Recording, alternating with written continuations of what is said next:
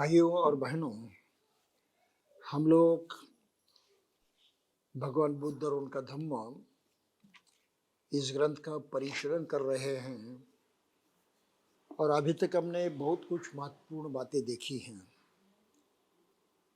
हमने देखा कि बुद्धत्व प्राप्ति के बाद स्वयं बुद्ध और उनके शिष्य एक भिक्खु संघ बनकर धम्म का प्रचार प्रसारार्थ करने बाहर निकल पड़े थे और इस दौरान बहुत सारे लोगों को ये धर्मांतर हुए, यानी बुद्ध मत को, बुद्ध की शिक्षा को ढेर सारे लोगों ने स्वीकार कर लिया, जिसमें हम अक्सर देखते हैं कि एक वर्ग था जो ऊंचे लोगों का वर्ग कहा जाता था, जो एक तो राजा थे, अनुशासक थे, उमराव थे, रईस लोग थे। तो ये भी बुद्ध की शिक्षा को कबूल कर चुके थे। उनमें हमने देखा कि यश पंचवर्गीय भिक्षुओं के बाद जो पहला शिष्य आया, छठा, जिसका नाम यश था, वो श्रेष्ठी कुल का था, यानी रईस आदमी था। श्रेष्ठी के माने आजकल के जमाने हम बैंकर कहते हैं, तो रईस आदमी था। और उस वक्त के श्रेष्ठी जो बैंकर हुआ करते थे वो इतने रईस हुआ करते थे कि राजाओं को भी वो कर्जा देते थे। राज काज चलाने के लिए भी कर्जा देने की ताकत उनमें होती थी, इतने वो रईस होते थे। तो ऐसे रईस लोगों में से ये यश आया, उसने बुद्ध की शिक्षा कबूल की, उसको पसंद आई, वो शिष्य बना। वैसे उनके अन्य 5 मित्र भी आए, वो भी वैसे रईस थे, श्रेष्ठ कुल के थे। और आगे चलकर और 40 लोग भी आ गए। तो ये सभी जो है लगभग उच्च वर्णीय थे, वर्ग के लोग थे, श्रेष्ठी वर्ग था, रईस वर्ग था। और फिर आगे चलकर जैसे काश्यप की दीक्षा हुई, वो तो ब्राह्मण कुल का था। सारिपुत्र मृगुदलायन, ये भी ब्राह्मण थे। तो ब्राह्मण वर्ग से भी ढेर सारे लोग जो है तो भिक्षु बने।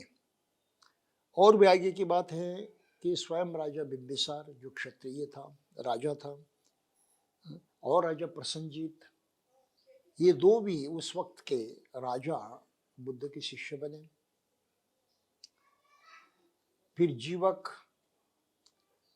जो उस वक्त सबसे प्रसिद्ध वैद्य था, वो भी उच्च जाति कुल से था, क्षत्रिय वर्ण से था, वो भी बुद्ध का शिष्य बना। खुद राजा शुद्धोदन, बुद्ध के पिताजी, और ढेर सारे के शाक्य लोग जो उसको अमीर भी थे, उमराव भी थे, शासनकर्ता भी थे। तो ऐसे ढेर सारे लोग बुद्ध के शिष्य बन गए, उन्होंने बुद्ध धम्म को अपनाया।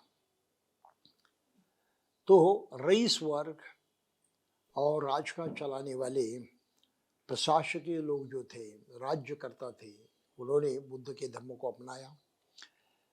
आगे चलकर बाबा साहब ने लिखा है गंवार ब्राह्मण थे, उत्तरावती के ब्राह्मण थे, उन्होंने भी बुद्ध के धर्म को अपनाया।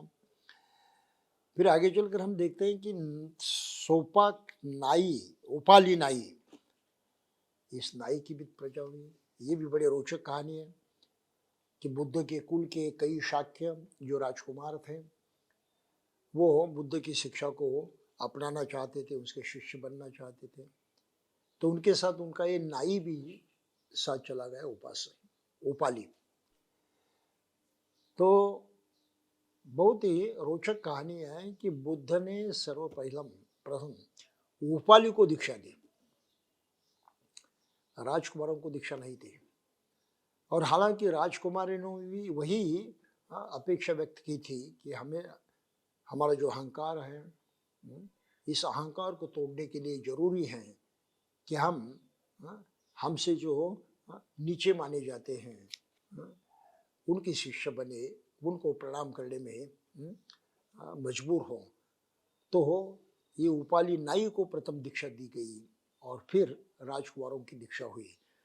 मकसद ये था कि आगे चलकर राजकुमार, क्योंकि उपाली नाई सीनियर हैं, ज्येष्ठ भिक्षु हैं, पहले भिक्षु बनाए उनसे, तो उसको ज्येष्ठ मानकर उसका प्रणाम करेंगे, उसके अधीन रहे, उससे नम्रतापूर्वक व्यवहार करेंगे।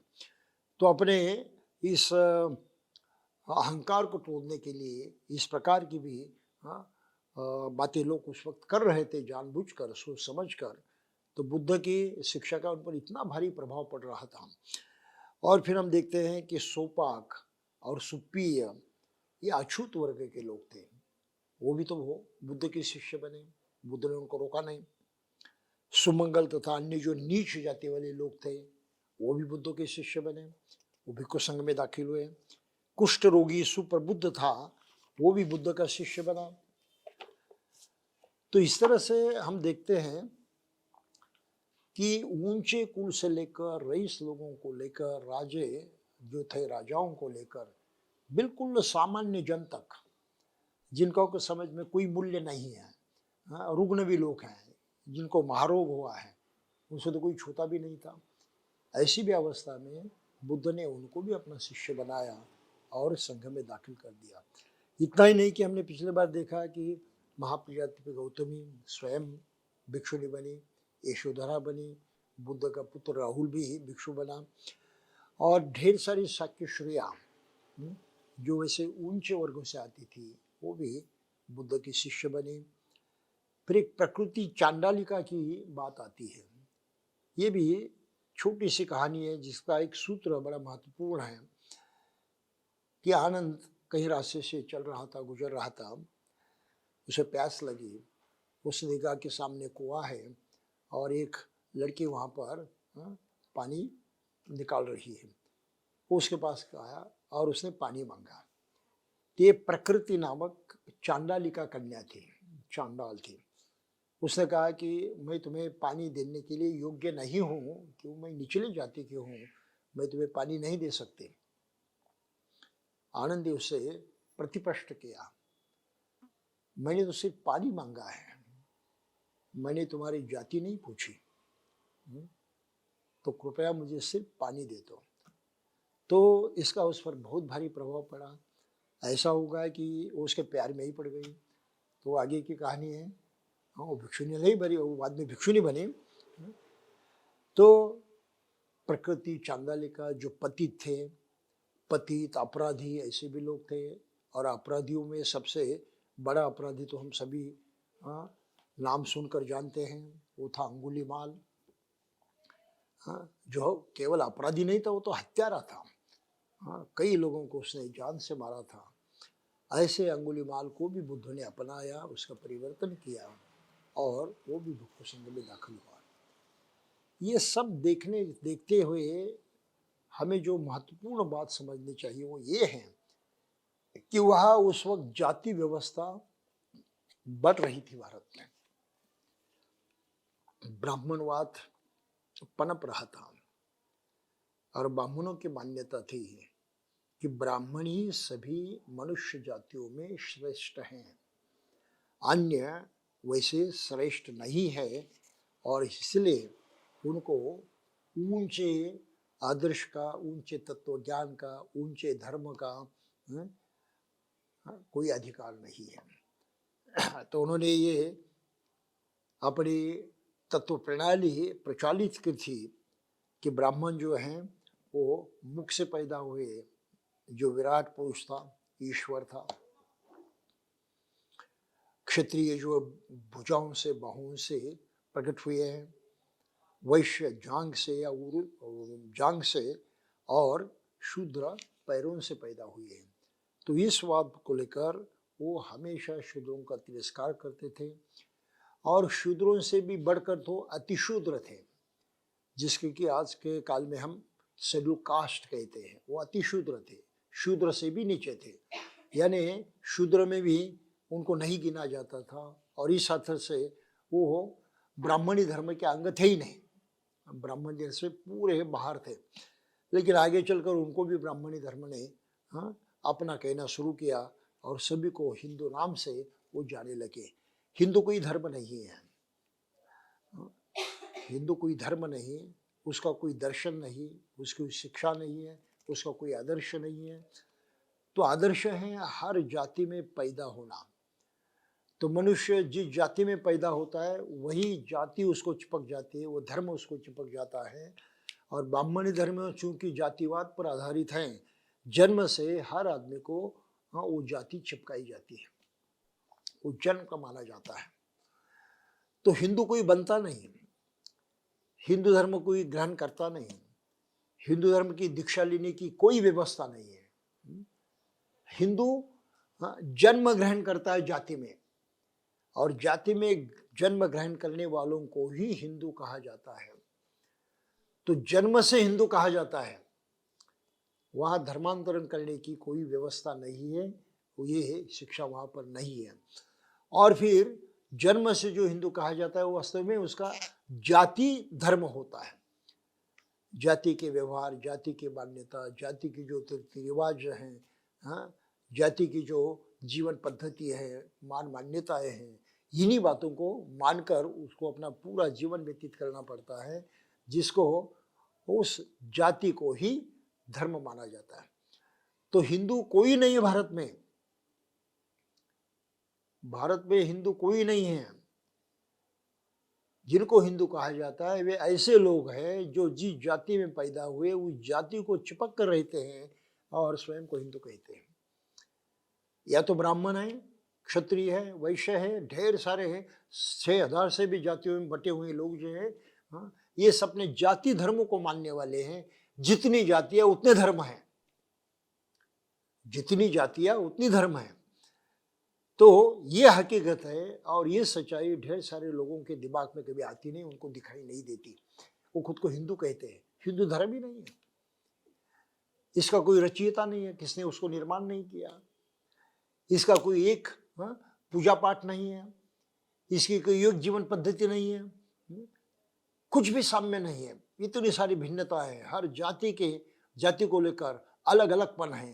ये अलग अलगपन जो है ये एक धर्म नहीं हो सकता, ये मनुष्यों का बंटवारा है अनेक गुटों में किया हुआ। तो ये सबसे बड़ा अज्ञान भारत देश में आज की तारीख को विद्यमान है।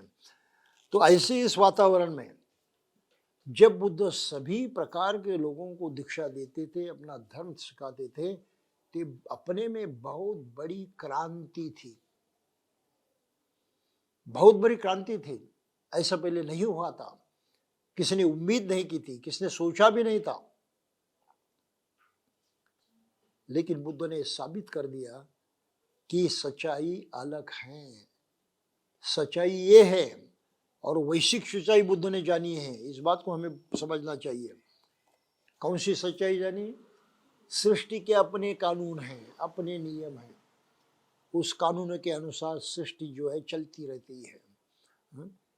हमने पिछली बार देखा वो कर्म का कानून है। तो कर्म के कारण आदमी का जीना संभव है, जीवित रहना संभव है, और उसकी जीवित रहने के लिए कर्म करने की जो नीति है वही वास्तविक उसको अलग अलग परिणाम देती हैं। अलग अलग जो परिणामों को प्राप्त होती है, तो सुख हो या दुख हो, इसका मूल कारण आखिर कर्म है। तो बुद्ध ने साबित कर दिया कि आप मनुष्य को किसी भी जाति का क्यों न माने,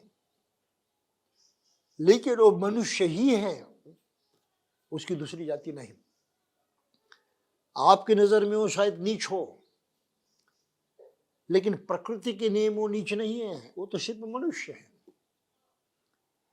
और कर्म के नियम उसको भी लागू होते हैं, उसके अधीन रहकर वो कुशल कर्म करते जाता है तो वो भी उन्नत हो जाता है, वो भी श्रेष्ठ हो जाता है, पूरे पूरे सुख को प्राप्त होता है।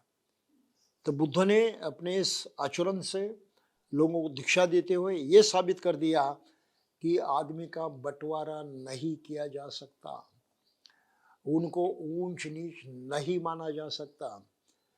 वो प्रकृति के नियमों के अनुसार सभी एक समान हैं, सभी में वही क्षमता है जो अन्य लोग समझते कि हम केवल हम में ही हैं, ऐसा नहीं है। और इस क्षमता का अगर उन्होंने सही ढंग से इस्तेमाल किया तो स्वयं स्वयं को परिपूर्णत्व को पहुंचा देते हैं, पूरा पूरा सुख जो है हासिल कर लेते हैं। तो ये बहुत भारी देन जो है बुद्ध ने सामने रखी थी और कहा था कि हर आदमी को इस्तेमाल करने का अवसर है ये कर्म। कोई बाहरी शक्ति उसके काम नहीं आती, कोई ईश्वर नहीं, कोई आत्मा नहीं, कोई बाहरी शक्ति है हाँ, जो इसके काम आती है, बिल्कुल काम नहीं आती। आखिर वो जो कर्म करता है उसका ही परिणाम निकलता है। सही कर्म किया तो सही परिणाम होता है, गलत किया तो गलत परिणाम होता है। कर्म ही नहीं किया तो कुछ होता ही नहीं। तो बाहरी शक्ति से मतलब है ही नहीं, कुछ कोई संबंध आता ही नहीं किसी बाहरी शक्ति से। जो कुछ होता है उसके अपने किए कराने से होता है, उसमें कोई अंतर नहीं होता। तो ये विज्ञान की जो सच्चाई थी वो बुद्ध ने प्रस्तावित की, करके दिखाई, और ये सभी प्रकार के लोग इस तरह से स्वतंत्र हुए। अपनी क्षमता को इतनी ऊंचाई तक उन्होंने उठाया कि वो दुख मुक्त हो गए, प्रत्यक्षात बुद्ध जैसे बन गए। ये क्रांति का सबसे बड़ा प्रभाव है। फिर इसके बारे में बुद्ध ने कहा एक जगह अपने शिष्यों से बात करते हुए कि अलग अलग जातियों से लोग आए हैं संघ में भिक्षु बनकर। तो उन्होंने दृष्टांत दिया है कि जैसे गंगा नदी है, जमुना नदी है, सरस्वती है, अचरावती है, अन्य जो नदियां हैं, ये नदियां आखिरकार महासागर को जाकर मिलती हैं। अब ये जो महासागर में है ये पानी सब इकट्ठा हो जाता है, वहां जाकर ये नदियां मिल जाती है, सब पानी इकट्ठा हो जाता है। उस महासागर का पानी आपने लिया और उसको चखने की कोशिश की तो आपको कौन सा स्वाद अनुभव होता है? खारा। इस स्वाद को जानने के पश्चात क्या कोई कह सकता है कि ये गंगा का पानी है? कोई कह सकता है कि ये जमुना का पानी है या सरस्वती का पानी है? आप किसी का भी ये अलग अलगपन वहां नहीं देख पाते, सब एक जैसा हो जाता है। तो आखिर मनुष्य की अपनी ऊंचाई जो है, अपना बड़प्पन जो है, अपनी असलियत है, कहें कि उसकी पूर्णत्व है, वो एक जैसा है, उसमें कोई फर्क नहीं। आप किसी को नीचा नहीं मान सकते, किसी को ऊंचा नहीं मान सकते। जो कुछ भी वो प्राप्त करेगा अपने कर्म के बल पर ही प्राप्त करेगा, और उसको रोकने वाला कोई नहीं है, और प्रकृति बिल्कुल उसका साथ ही देने वाली है।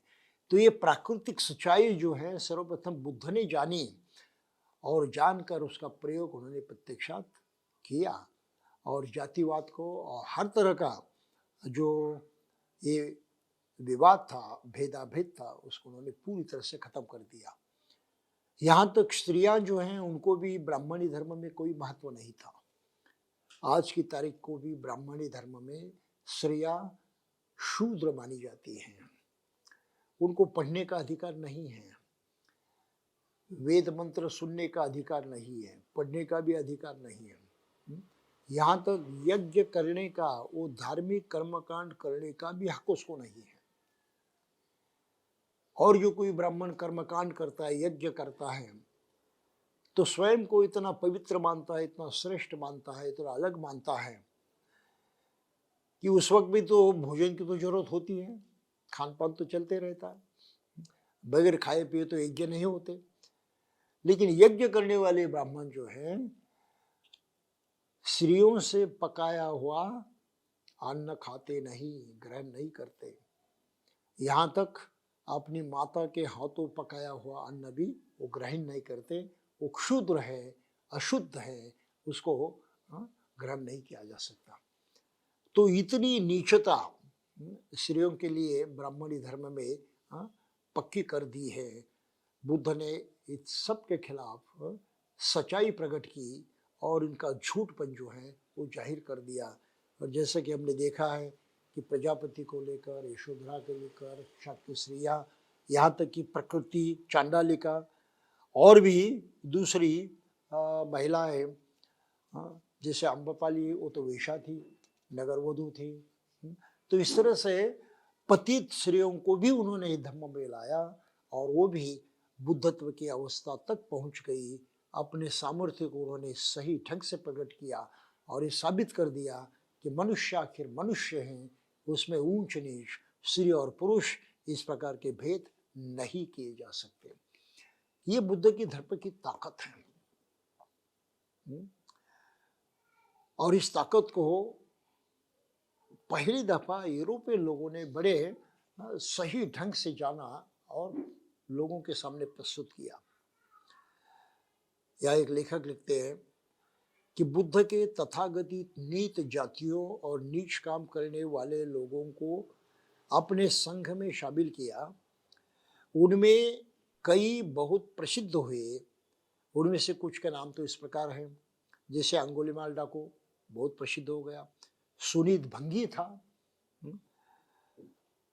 शोपाक, ये भी अलग जाति थी जो कुत्ते का मांस खाती थी, उनको शोपाक कहा जाता था। फिर एक मछेरा था, कोली, स्वाति उसका नाम था। नंद नामक एक ग्वाला था, यानी गाय चराने वाला, और उपाली नाई वगैरह था। तो ये सभी हमने देखा। और भिक्षुओं में आम्रपाली तो गणिका थी, विमला वेश्या की बेटी थी, पूर्णा दासी की बेटी थी और चापा शिकारी की बेटी थी। तो इस तरह से इतने सारे भिन्न लोग जिनका समाज में अपना कोई महत्व नहीं था, ऐसे भी लोग जिनको समाज से बहिष्कृत माना जाता था, ऐसे भी लोग बुद्ध के संग में दाखिल हुए और उन्होंने अपनी योग्यता को पहचान लिया और उसको पूरी तरह से सिद्ध भी कर दिया कि हम उस प्राप्ति को पहुंच सकते हैं। तो बुद्ध ने बहुत ही क्रांतिकारी कदम उठाया था। वास्तव में ये क्रांति नैसर्गिक है, प्राकृतिक है, प्रकृति के नियमों के अनुसार है। बुद्ध ने अपनी कोई खास बात नहीं की। उन्होंने सच्चाई को खोजा कि प्रकृति वास्तव में किसी में इस तरह से भेदाभेद नहीं करती। प्रकृति किसी मनुष्य को ऊंच नीच नहीं ठहराती। ये प्रकृति के नियमों के खिलाफ है, जिसको हम विज्ञान कहते हैं। विज्ञान इस प्रकृति के नियमों को जानने की कोशिश करता है। तो ये वैज्ञानिक ज्ञान जो आज हमको प्राप्त हुआ है, उसके तहत भी ये पूरी तरह से सिद्ध हो चुका है कि मनुष्य में कोई भेद नहीं किया जा सकता, सभी मनुष्य मात्र समान हैं। तो इसी बात कर लेकर जो अंग्रेज लेखक थे हरीश डेविड्स, उन्होंने पहली दफा बुद्धिज्म पर लिखते हुए लिखा था, for the first time in the history of the world, it proclaimed the salvation which each man could gain for himself and by himself in this world during this lifetime, any of the least reference to God or to gods either great or small. मतलब है विश्व के इतिहास में सबसे पहली बार Buddhism ने घोषणा की कि प्रत्येक व्यक्ति अपने लिए खुद ही संसार में, इस जीवन में मुक्ति प्राप्त कर सकता है, जिसके लिए किसी छोटे या बड़े ईश्वर या देवी देवता की कोई जरूरत नहीं है। ये बुद्ध धर्म की असलियत है, जो इस तरह से विदेशी लोगों ने भी बहुत ही अच्छी तरह से जानी है। और बहुत ही महत्वपूर्ण एक मत व्यक्त किया है, एक सुप्रसिद्ध अंग्रेज लेखक है, विलियम्स। विलियम्स ने अपनी किताब में लिखा है, व्हाट इज बुद्धिज्म, बुद्ध धर्म क्या है। If it were possible to reply to the inquiry in one word, one might perhaps say that true Buddhism, theoretically stated, is humanitarianism. वो कहते हैं कि बुद्धिज्म क्या है। इस प्रश्न का यदि एक शब्द में उत्तर देना हो, एक शब्द में उत्तर देना हो, तो कहा जा सकता है कि सच्चा बुद्ध धर्म सिद्धांततः मानवतावाद है। 100% मानवतावाद यानी बुद्ध धर्म है। 100% मानवतावाद। मनुष्य में कोई भेद नहीं, कोई कमजोरी नहीं है, सभी एक जैसे ही हैं। ये प्रकृति के हिसाब से सच हैं। किसी के किए कराने से, किसी के मानने से ये नहीं होता है। ये सत्य को बुद्ध ने प्रकट किया, प्रस्थापित किया और उस पर अमल करने वाले लोगों ने वो सिद्ध कर दिया कि हाँ ये सत्य है। क्योंकि हमको नीचा माना गया था, फिर भी हम बुद्धत्व की प्राप्ति तक पहुंच गए। हमें कोई दोष नहीं था, कोई कमी नहीं थी। तो ये बुद्ध धर्म का जो क्रांतिकारी विचार है, इस विचार को मद्देनजर रखते हुए ही बाबा साहब ने भारत में बुद्ध धर्म को दोबारा लाने की कोशिश की है। इनकी मान्यता रही है कि भारत में जितना भी बुरा है, जितनी भी समस्याएं हैं, दुख हैं, दर्द हैं, परेशानियां हैं, अत्याचार हैं, अन्याय है, इसका एकमात्र कारण है। वो कारण ये है कि यहाँ के लोग जन्म से लेकर मनुष्यों में भेद करते हैं, उनको ऊंच नीच मानते हैं। एक जैसा जो प्राकृतिक उनका होना है, अस्तित्व है, उसको कबूल नहीं करते। तो विषमता पर आधारित समाज व्यवस्था और मनुष्य मनुष्य में ही ऊंच नीच को मानना, ये भारत के सभी बुराइयों की जड़ है, सभी बुराइयों की। क्योंकि यहां पर मानवता का कत्ल हुआ है, मानवता नष्ट हुई है। पशु भी अपने पशु धर्म के लेकर, जिस जाति के पशु पैदा होते उस जाति के रुचियों के अनुसार ही व्यवहार करते हैं। ये आपस में एक दूसरे के बैरी नहीं होते, उनके समूह होते, उनकी टोली होती है और एक दूसरे के साथ वो समता का व्यवहार करते हैं। उनके प्राणी की जो प्राकृतिक मर्यादाएं हैं, प्राकृतिक सामर्थ्य हैं, उसके अनुसार ही व्यवहार करते हैं। वो आपस में हम बर्ताव करते हैं, मिलजुल कर रहते हैं। यही प्राकृतिक नियम मनुष्य जाति को भी लागू होता है, लेकिन ब्राह्मणों ने गलत नियम बनाया अपने स्वयं के बड़प्पन को बढ़ाने के लिए, जताने के लिए। हाँ, लोगों पर उन्होंने एक झूठ विचार, झूठ सोच जो है वो थोपी और लोगों के दिमाग उन्होंने खराब कर दिए, लोगों की सोच उन्होंने बिगाड़ दी। और मनुष्य होते हुए भी, एक जगह जन्म पाते हुए ही, एक दूसरे के साथ मिलजुल कर रहते हुए भी एक दूसरे के बैरी हो जाते हैं, खिलाफ हो जाते हैं। उसमें प्राणी लायक प्राकृतिक जो सहानुभूति है, सह अस्तित्व की जानियो है, ये भी यहाँ पर नहीं रहती। तो मनुष्य का बुद्धि से गुलाम होना इस तरह से हुआ है, ये इसका कारण है। और इसके खिलाफ बाबा साहब की मान्यता थी कि सभी मनुष्य मात्र समान हैं, इस सच्चाई को माना जाए। और सभी लोग अगर मानवतावाद का स्वीकार करते हुए आपस में मनुष्यता का व्यवहार करते रहें, तो ये सभी बुराइयां जो समाज में हैं वो नष्ट हो जाती है, वो खत्म हो जाएगी, वो बिल्कुल टिकने वाली नहीं है। तो उन्होंने ऐलान किया, अपने जीवन का उद्देश्य उन्होंने इस तरह से तय किया कि मैं अपना जीवन जो है निछावर कर दूंगा, जीवन बाजी पर लगा दूंगा, एक ही तथ्य को प्रत्यक्षात उतारने के लिए, और वो है जातिवाद का खात्मा, अनाइलेशन ऑफ कास्ट, जाति विच्छेद, मूल से जातिवाद को उखाड़ फेंकना उनके जीवन का मकसद था। अनाइलेशन ऑफ कास्ट उसको कहा जाता है। और इस समाज व्यवस्था को इस तरह से नष्ट करते हुए वहाँ मनुष्यता पर, मानवतावाद पर आधारित नए समाज का निर्माण करना और उसको स्थापित करना, ये उनका दूसरा हेतु था। और इसी कारण को लेकर वो कहते थे कि मुझे भारत बौद्धमय बनाना है।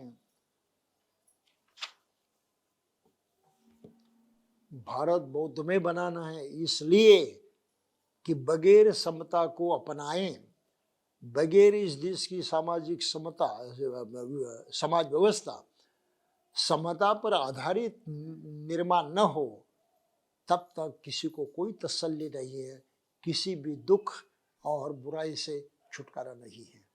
तो इतनी महत्वपूर्ण बात जो है उन्होंने सामने रखकर भारत को बौद्धमय करने का विचार किया था। आज की तारीख को हमें यही समझना है, क्या हम इस बात को कबूल कर सकते हैं, मान सकते हैं? मुश्किल है। बौद्ध बनना कितना जरूरी है, भारत के हर आदमी को ये पहचानना होगा, जानना होगा, और उसी के ही तहत हर आदमी का कल्याण छिपा हुआ है, वो बाहर से कहीं आने वाला नहीं है। इस सच्चाई को भी उसने जानना होगा, और ये काम भारत में बिल्कुल नहीं हो रहा है।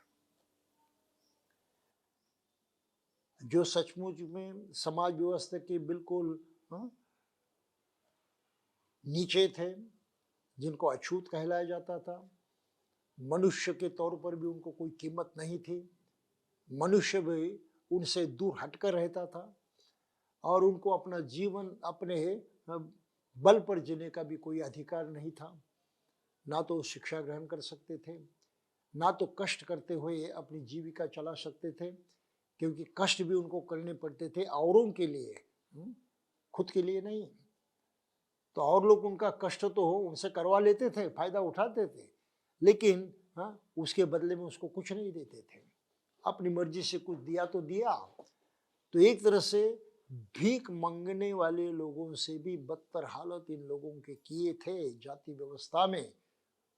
शेड्यूल कास्ट, शेड्यूल ट्राइब्स, कम से कम उन लोगों को तो इतना एहसास होना चाहिए कि हमें मनुष्य बनना कितना आवश्यक है। एक मनुष्य के नाते हमें समाज में स्वयं को प्रस्थापित करना कितना आवश्यक है। हमने अपने मनुष्यपन को छोड़ दिया तो किसी तरह से सुखमय जीवन जीने का हमें कोई अधिकार मिलने वाला नहीं है। तो बाबा साहब की वजह से जो कुछ सामाजिक सुधार हुए, कानून के तौर पर व्यवहार में कुछ जातिवाद की बातों को गुनाह ठहराया गया, उस पर पाबंदी लगाई गई, बस इतनी सी बात हो गई और शेड्यूल कास्ट, शेड्यूल ट्राइब के लोग खुश हो गए, चलो हम तो मुक्त हो गए, अब पुराने दिन नहीं रहे। ये हकीकत नहीं है, ये सच्चाई नहीं है। कानून के डर से विषमता को मानने वाले लोग, जातिवाद को मानने वाले लोग थोड़ा कॉम्प्रोमाइज कर चुके हैं। कानून के डर से वो थोड़ा बचकर व्यवहार करते हैं सबके साथ, उन्हें सहूलत दे दी है अछूत लोगों को अपने साथ व्यवहार करने की। क्यों? डर है कानून का। अगर ऐसा नहीं किया तो कानून के तहत, संविधान के तहत जेल में जाना पड़ेगा। तो जेल में जाने की नौबत न आए, इसलिए उच्च वर्णीय लोग जो हैं अछूतों के साथ जरा बराबरी का व्यवहार करते हैं। कितने दिन चलेगा?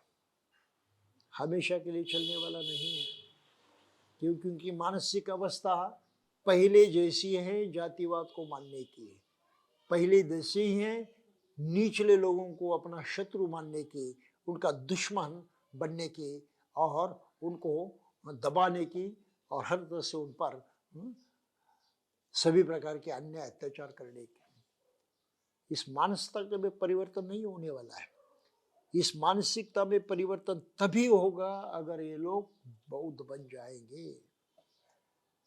अपने जातिवाद की जो मिथ्या शिक्षा है, गलत शिक्षा है, गलत विचार है, सोच है, उसको त्याग देंगे, छोड़ देंगे।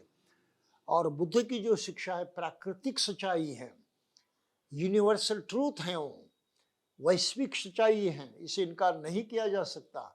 इस सच्चाई को अपनाएंगे तब कहीं सुधार की अपेक्षा की जा सकती है, वरना सुधार होने वाला नहीं है। तो बुरा इस बात का आज की तारीख को दिखाई देता है कि पिछड़े जाति वर्ग के लोग, शेड्यूल कास्ट, शेड्यूल ट्राइब्स के लोग ना तो अपने इतिहास को ठीक तरह से समझ पाए हैं और ना तो अपने भविष्य का कुछ अंदाज कर पाए हैं।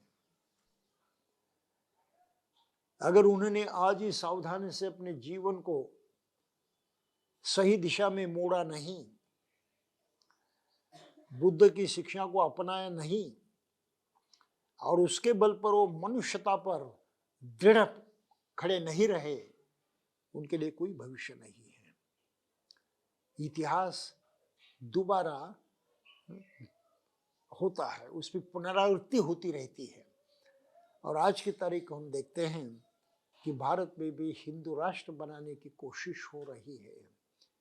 ये हिंदू राष्ट्र क्या है? मैंने तो पहले कह दिया कि हिंदू नामक धर्म है ही नहीं, और पूरा भारतवर्ष कभी भी हिंदू नामक लोगों का देश नहीं था। धर्म का राज्य यहां था ही नहीं। हिंदू धर्म शब्द मात्र 17वीं सदी से प्रयुक्त हुआ है। उससे पहले इस देश को हिंदू नहीं कहा जाता था, हिंदुस्तान नहीं कहा जाता था। अलग अलग धर्म थे, यहाँ ढेर सारे धर्म थे, हर जाति अपने में एक धर्म है, यूं मानकर समझिए। और उसमें ब्राह्मणवाद ने सबको दबोच लिया है, सब पर अपना अधिकार जमा लिया है और सभी को अपने नीचे रखकर वो सभी प्रकार की खुशियां जो है वो मना रहे हैं। यही ब्राह्मणवाद हिंदू धर्म के नाम से दोबारा आ रहा है और वो जातिवाद को बढ़ावा देगा। जातिवाद को बढ़ावा मिलेगा तो बस्ती में, पड़ोस में रहने वाला हर आदमी एक दूसरे का शत्रु बनेगा, दुश्मन बनेगा, उसके साथ मनुष्यता से व्यवहार करने वाला नहीं है। और जिनको निचले जाति के लोग माने जाते हैं, शेड्यूल कास्ट, शेड्यूल ट्राइब माना जाता है, हो सकता है उनको तो इससे भी बढ़कर बुराइयों का सामना करना पड़े। पहली बात तो है उनको शिक्षा से तोड़ा जाएगा। आज शिक्षित होने का जो मौका सभी को मिल रहा है वो खत्म होगा। अलग ढंग से वो अधिकार छीने जा सकते हैं, सामने सामने इनकार नहीं कर सकते, लेकिन पढ़ाई के लिए जो व्यवस्थाएं होती हैं, इस व्यवस्थाओं में परिवर्तन कर सकते हैं और उस व्यवस्था में आपका प्रवेश जो है वो नकार सकते हैं या उसको बहुत ही कठिन बना सकते हैं। जैसे आज तक तो पिछड़ी जाति वर्ग की शिक्षा कम से कम 14 साल तक तो फ्री हुआ करती थी। अगर पहली कक्षा में जाने के लिए अभी 1 लाख रुपए देने पड़े तो कौन सा गरीब आदमी ही स्कूल में जाएगा अपने बच्चों को लेकर? खत्म हो गई शिक्षा ढेर सारे लोगों की। करोड़ों लोग जो है शिक्षा से वंचित हो सकते हैं बस एक ही कदम से, और ये कदम तो उठाया जा चुका है आज की तारीख को। और मानो कि शिक्षा भी प्राप्त करी पिछड़े हुए जाति वर्ग के लोगों के, लेकिन चूंकि वो पिछड़े हुए हैं, अछूत है, उनको मनुष्य के तौर पर हमने स्वीकार ही नहीं किया इस देश में, तो जिनके हाथों में व्यवसाय है, धंधा है, फैक्ट्रियां है, प्रोडक्शन जो है, ऑफिसेस हैं, इसमें आपको नौकरी नहीं दी तो कहां जाओगे? आप इंजीनियर हैं, कबूल, लेकिन नौकरी आपके हाथ में नहीं हो तो हिंदुओं के हाथ में रहेगी जो आपको नकार सकता है, नौकरी नहीं देगा, कहां जाओगे? ये दिन दूर नहीं है। अगर ब्राह्मणवाद दोबारा लौट आए भारत में तो ये दिन दूर नहीं है, अभी कल से शुरू हो जाएंगे। तो बाबा साहब को मानना और उनके विचारों को स्वीकारना कितना अहम था, कितना महत्वपूर्ण था, ये भारतवर्षी लोगों के दिमाग में आज तक ठीक से फिट नहीं हुआ बेटा। और ये पिछड़े जाति वाले के लोग ये भी बाबा साहब के प्रति वफादार रहकर उन्हें अपने कल्याण की बात नहीं सोची, ये ऐसे बह गए हैं हिंदू नाम के धर्म की नशा में। इस बात को हमें कबूल करना पड़ेगा। कुछ होगा आगे चलकर, इसके बारे में कुछ अभी कहा नहीं तो जा सकता, लेकिन धोखा तो इतना बड़ा मंडरा रहा है कि इसका मुकाबला करने की बात हम न चाहे तो भी सोचनी ही पड़ेगी, विचार विमर्श करना ही पड़ेगा। बगैर इसके इस देश के सभी लोगों को कोई भविष्य नहीं है। पिछड़े रहे तो इसके माने ये नहीं कि जो उच्च वर्णीय है उनका कल्याण हुआ, नहीं, ये संभव नहीं है। संभव इसलिए नहीं है कि उनके दिलो दिमाग में नफरत भरी रहती है, क्रोध भरा रहता है, और हम अपने अनुभव के बल पर ये समझ सकते हैं, जान सकते हैं, कह सकते हैं कि जिसके मन में क्रोध है वो शांतिपूर्वक जीवन नहीं जी सकता, उसकी शांति हराम हो गई, खत्म हो गई। जिसके मन में नफरत है वो शांति से अपना जीवन नहीं जी सकता, संतुष्टि नहीं होती उसके पास, नफरत उसको चुपचाप बैठने नहीं देती, वो नफरत करते रहता है, बुराई करते रहता है, ऐसा कर्म करते रहता है कि जिसके परिणाम उसके लिए भी बुरे होते हैं और औरों के लिए भी बुरे होते हैं।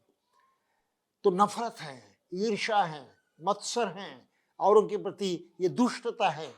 इन भावनाओं को लेकर कोई भी आदमी प्रकृति के सिद्धांतों के अनुसार अपना जीवन सुखी नहीं बना सकता, अपने कल्याण को कभी प्राप्त नहीं हो सकता। शायद धन संपत्ति मिल जाए, कुछ भौतिक प्राप्ति हो जाए, लेकिन हम सभी मानते हैं कि भौतिक प्राप्ति से सुख मिलता नहीं है। भौतिक प्राप्ति और सुख का उतना गहरा संबंध नहीं है। उल्टा भी देखा जाता है कि भौतिक संपदा बहुत सारी होने पर भी मनुष्य अपनी नींद खो जाता है, उसकी चैन हराम हो जाती है और दुख से वो जीवन व्यतीत करता है। तो संपत्ति अपने में कोई गारंटी नहीं है सुख की। जितना पाया वो गारंटी नहीं है सुख की। गारंटी तो आखिर सुख की वह है जो आपके मन में बसी हुई है, जिसको मानसिकता कहते हैं। और ये मानसिकता इन दुर्गुणों से अगर मुक्त होती हैं तो सुख का एहसास कराती है, सुख का अनुभव देती हैं। अगर ये मन में बुराइयां कायम रही तो सुख कभी ही निर्माण होता ही नहीं। तो इसलिए बाबा साहब और अन्य लोगों की मान्यता यही थी, और सभी विचारक इसी बात को मानते हैं कि आज केवल भारतवर्ष को ही नहीं, लेकिन पूरी दुनिया को अगर किसकी जरूरत है तो जरूरत बुद्ध की है। विश्व इस सच्चाई को मानता है। इसमें बिल्कुल ही अतिशयोक्ति नहीं है। इस बात को हमें कबूल करना पड़ेगा, समझना पड़ेगा। और इस सच्चाई को अगर हमने जाना तो सही में हम अपने जीवन को इस तरह से मोड़ सकते हैं कि जो सुख की तरफ भी अग्रसर होते रहे, न कि दुख की तरफ। तो और एक मजेदार बात जो है, जो हमें ध्यान में रखनी चाहिए, वो प्रत्यक्षात विश्व के एक बहुत बड़े साइंटिस्ट, वैज्ञानिक आइंस्टाइन उन्होंने कही है। वो एक जगह अपने ही लेखन में लिखते हैं कि आज के विश्व के लिए ये वैज्ञानिक युग की जो मान्यताएं हैं उनको लेकर सही धर्म अगर कोई जचता है तो बुद्ध का धर्म है वो विश्व धर्म हो सकता है और दूसरा कोई नहीं। तो आज की तारीख को बुद्ध के धर्म को विश्व का धर्म माना जाता है, इस बात को हमें ध्यान में रखना चाहिए। अगर ये हमने नहीं सीखा तो हमने कुछ नहीं सीखा। इसलिए बाबा साहब बार बार कहते थे कि हमारी अवस्थाएं तब बदल जाएंगी जब हम बुद्ध की तरफ जाएंगे। 56 साल में जब दीक्षांत हुई उस वक्त बाबा साहब ने कहा था कि हम यदि हिंदू धर्म के गुलाम बने रहते हैं तो हमारी स्थिति में कोई सुधार नहीं होगा। यदि कोई आशा है तो वह हिंदू धर्म को त्याग कर बुद्ध का धर्म अपनाने में ही है। दुर्भाग्य से इस सच्चाई को आज भी भारत के ढेर सारे लोग जो है समझ नहीं पा रहे हैं। अपनाने की बात तो और आगे की बात है। अगर इसने अभी नहीं समझा तो पता नहीं आगे चलकर क्या होगा, लेकिन निश्चय कुछ भला होने वाला नहीं, इसके बारे में हम बिल्कुल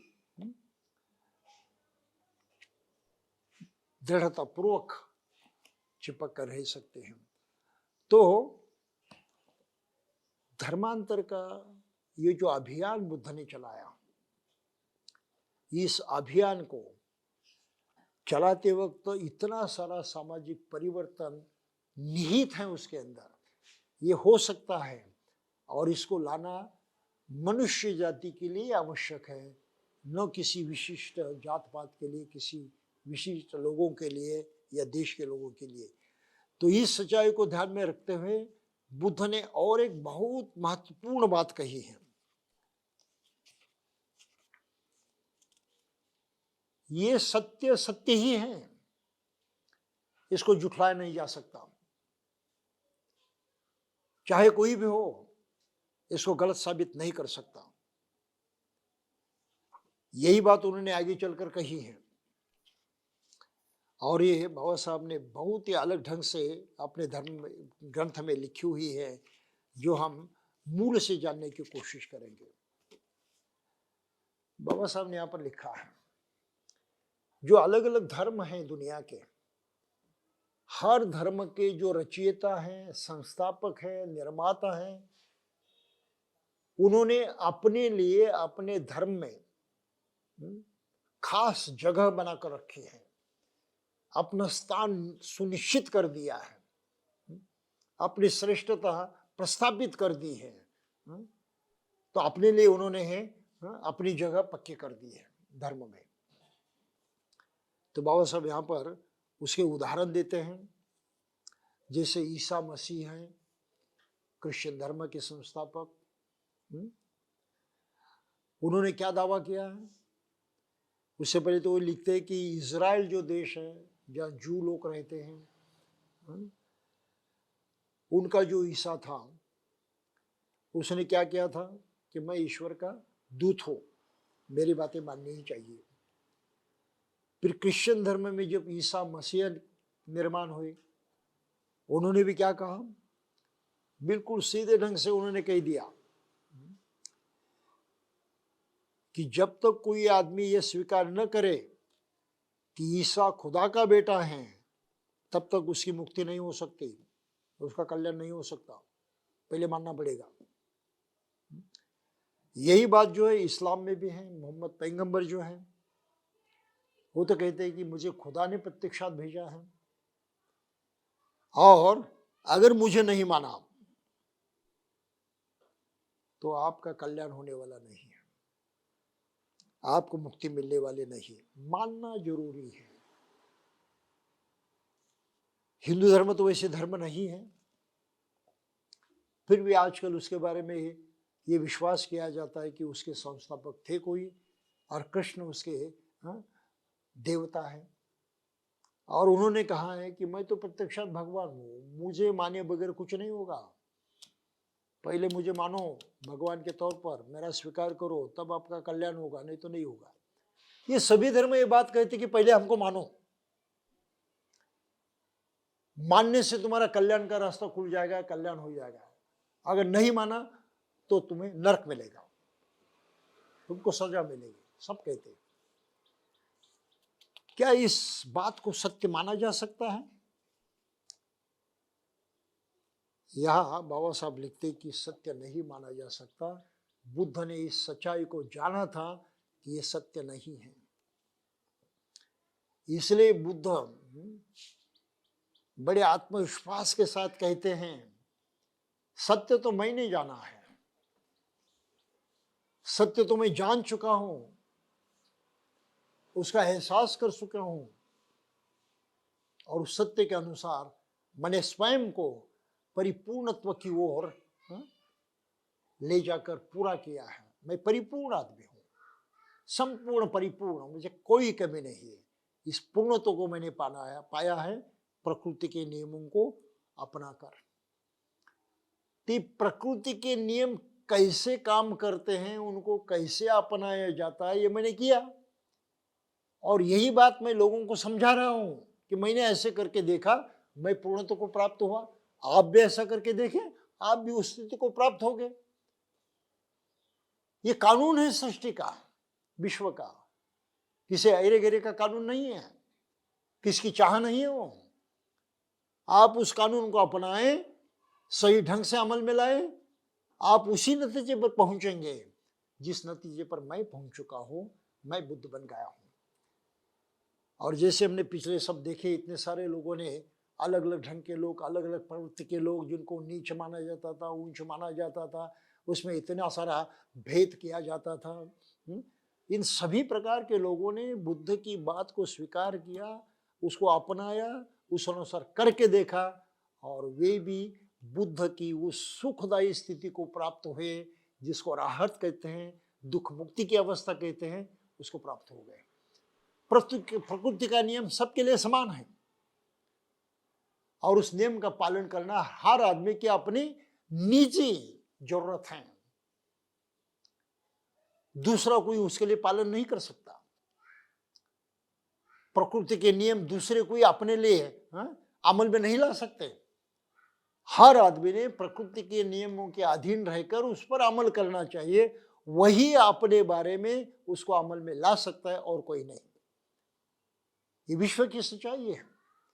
और इसलिए बुद्ध ने क्या, मैंने तो धम्म दिया है, मैंने तो राज खोला है, ये सच्चाई आपके सामने प्रकट किए हैं, मैंने रास्ता दिखाया। अब चलना किसका काम है? हर आदमी का काम है।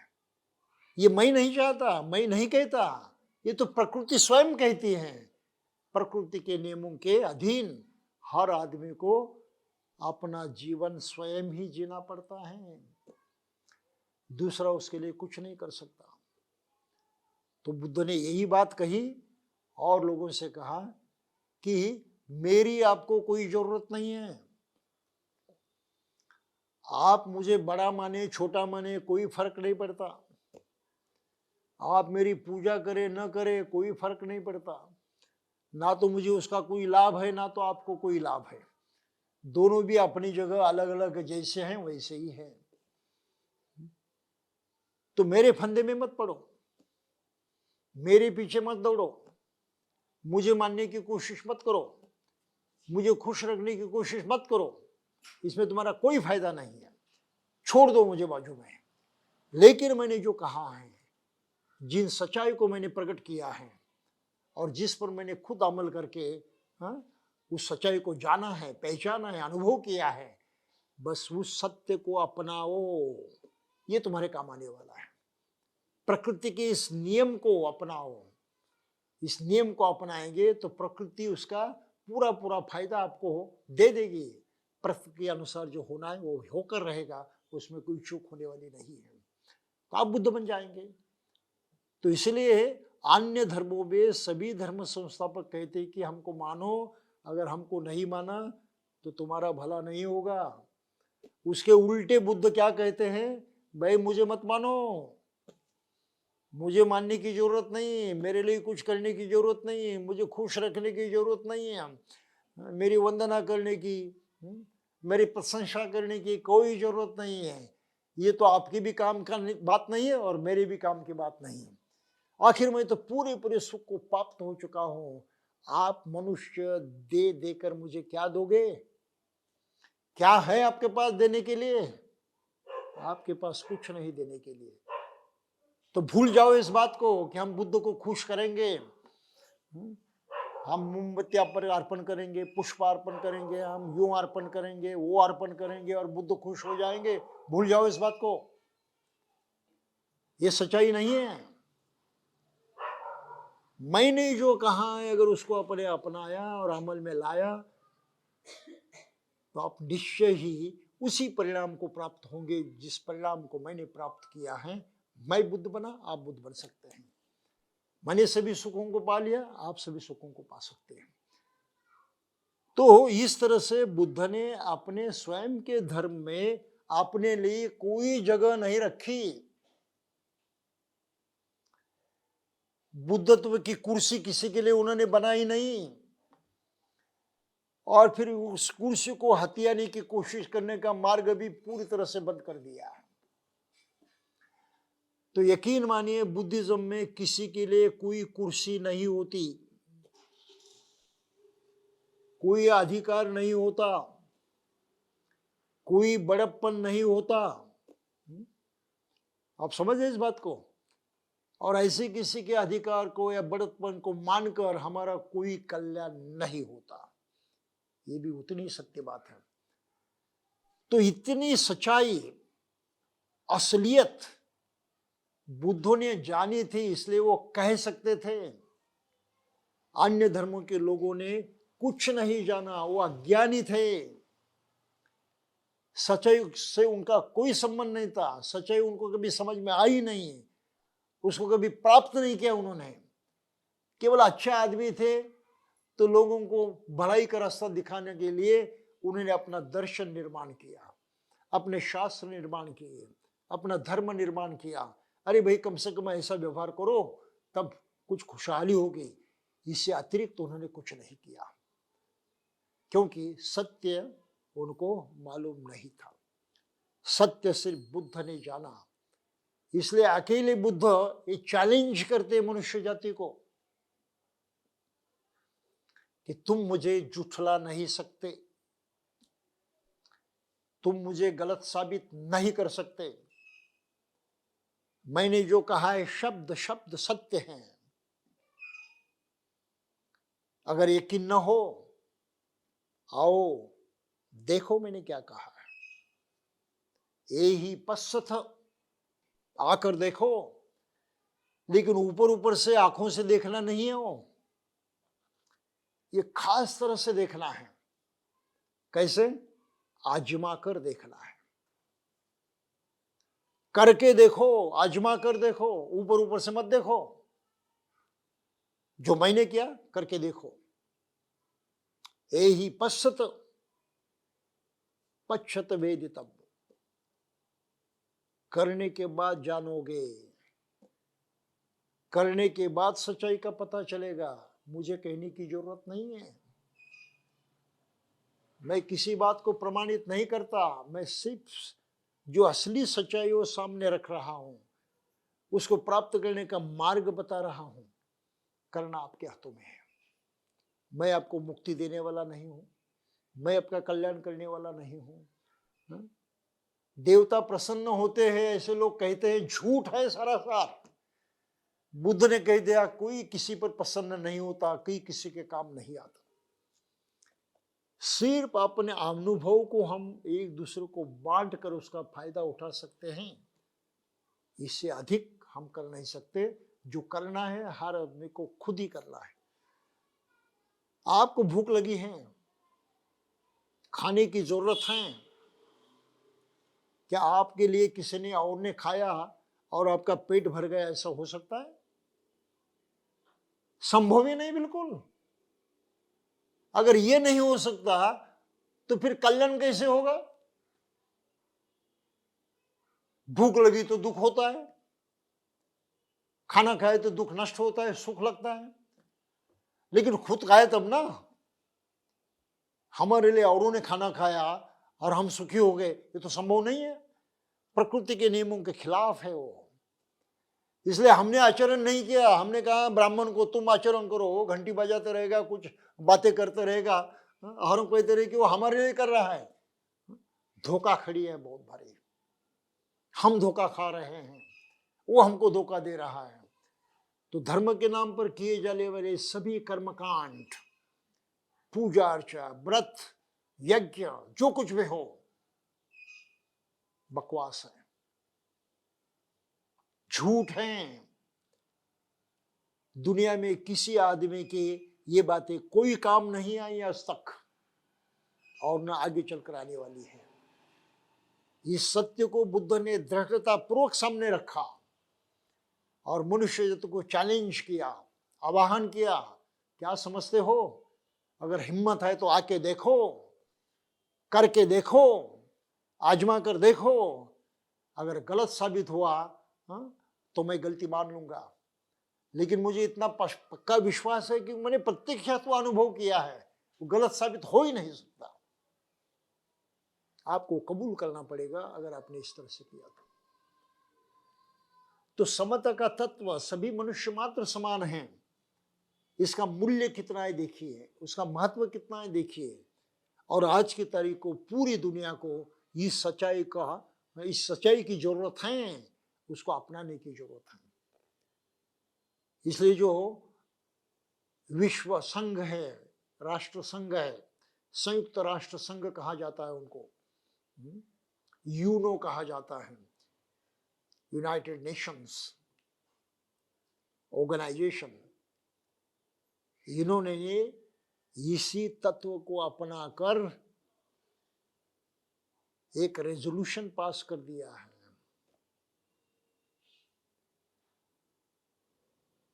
कुछ तत्व उन्होंने लिखे हैं और विश्व के तौर पर उसको जाहिर किया है कि हर मानव के ये अधिकार हैं।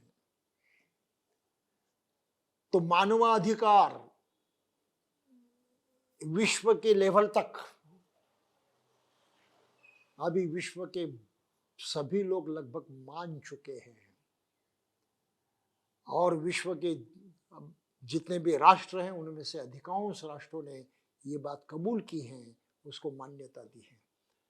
तो आज की तारीख को किसी भी धर्म से बढ़कर अगर मूल्य किसका है, महत्व किसका है, तो संयुक्त राष्ट्र के इस डिक्लेरेशन का है, इस निवेदन का है कि मानवों के अपने खास अधिकार होते हैं। The declaration of human rights, इस नाम से उसको जाना जाता है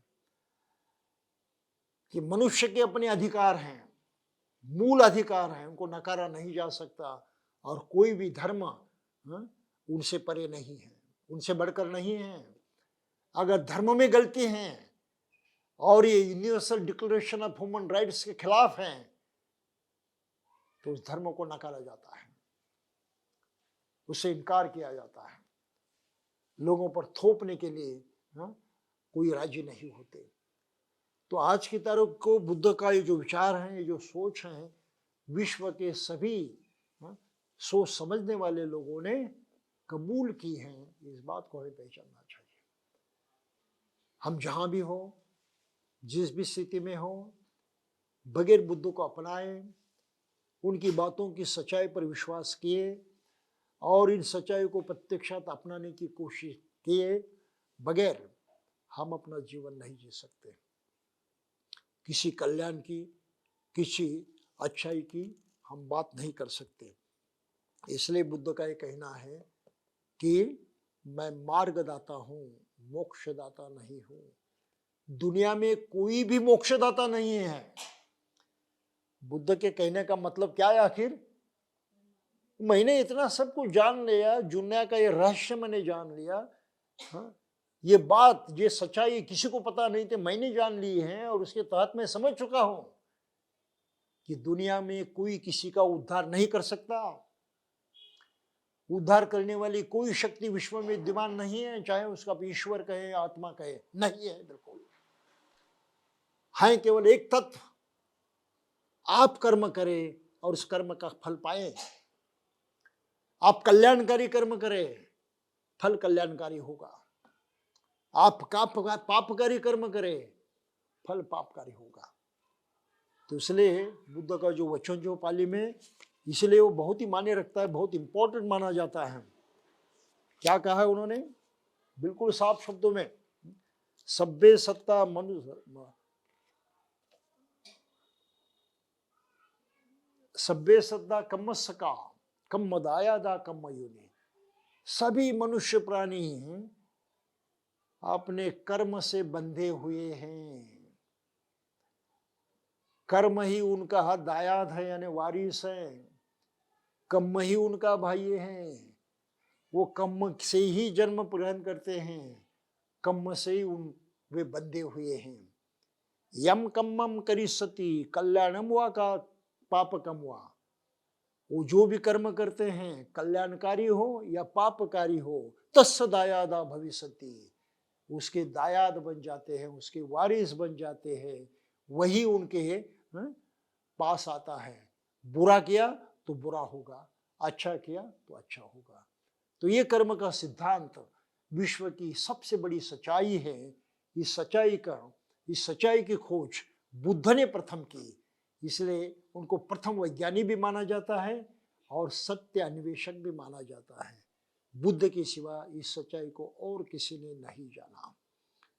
तो बुद्ध के ऊपर दुनिया में कोई शक्ति नहीं है।